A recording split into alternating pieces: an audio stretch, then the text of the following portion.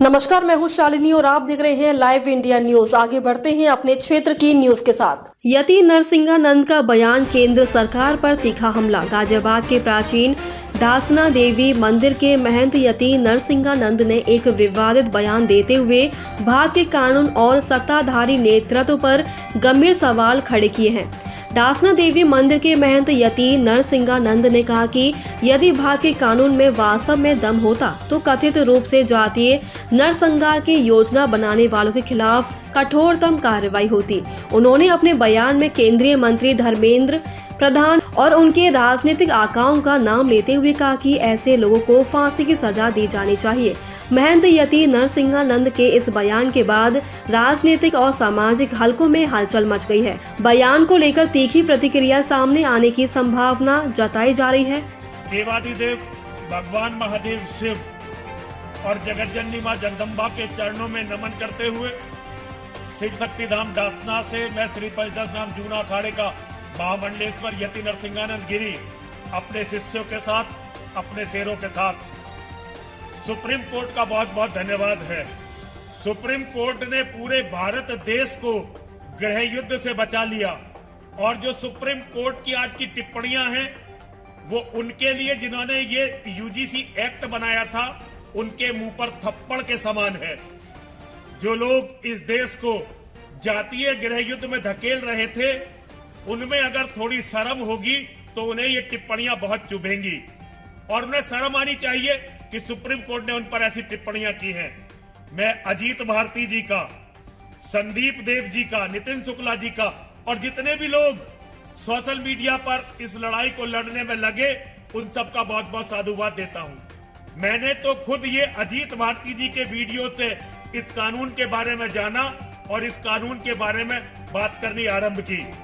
अमिताभ अग्निहोत्री जी, सुशांत सिन्हा और शुभंकर मिश्रा, इनके कारण बहुत लोग इस विनाशकारी काले कानून के बारे में जाने। तो मैं इन तीनों लोगों को भी बहुत बहुत साधुवाद, बहुत बहुत धन्यवाद देता हूं। वे सभी लोग जो अपने बच्चों के भविष्य के लिए सोशल मीडिया पर लड़े और जो लोग जमीन पर उतरकर लड़े उन सबको बहुत बहुत साधुवाद है।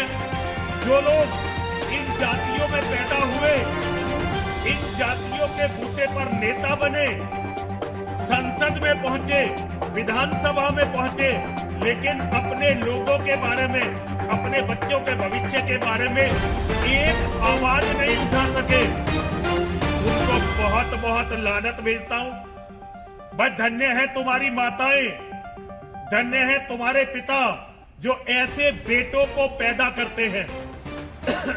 तुम जैसे बेटे यदि पैदा होते ही नपैद हो जाते तो धरती का या तुम्हारे वंश का कोई नुकसान नहीं होता, क्योंकि तुम केवल कुल कलंक और कुल घातक हो।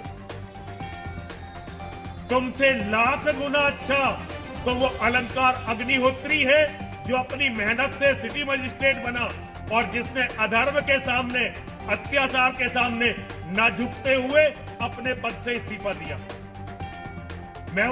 मैं राकेश टिकैत जी को और उनके जैसे बहुत सारे लोग जिनके बच्चे इस योजना से लाभान्वित होने थे लेकिन फिर भी उन्होंने सत्य और न्याय का साथ दिया, मैं ऐसे लोगों को बहुत बहुत साधुवाद देता हूं, बहुत बहुत धन्यवाद देता हूं। बहुत सारे मेरे शिष्य हैं यादव जो खुलकर इस कानून के विरोध में आए और मेरे साथ खड़े हुए मोहित गुजर जी, ऐसे मेरे बहुत सारे शिष्य हैं जिन्होंने खुलकर इस कानून का विरोध किया। मैं उन सबको बहुत बहुत आशीर्वाद देता हूं, बहुत बहुत साधुवाद देता हूं। ये समय है सनातन धर्म के लिए लड़ने का। हिंदुओं, एक बात याद रखो, धर्मेंद्र प्रधान जैसे लोग और उसके राजनीतिक आका जिन्होंने ये कानून बनाया, अगर किसी ईमानदार देश में होते तो इन पर नरसंहार की तैयारी का आरोप लगता और इनकी सारी जिंदगी जेल में जाती या ये फांसी पर टंगते। भारत में ये तो कभी भी नहीं होगा कि कोई धर्मेंद्र प्रधान और उसके राजनीतिक आकाओं से ये पूछ सके कि भाई तुमने ये कानून बनाया क्यों।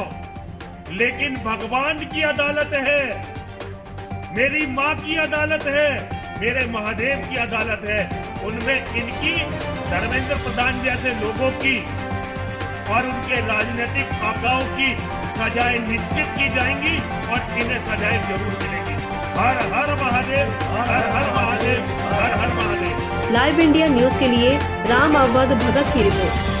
खबरों में अब तक के लिए बस इतना ही। फिर मिलते हैं लेटेस्ट न्यूज के साथ। खबरों के लिए हमारे सोशल मीडिया प्लेटफॉर्म को सब्सक्राइब कर फॉलो, लाइक, शेयर, कमेंट जरूर करें।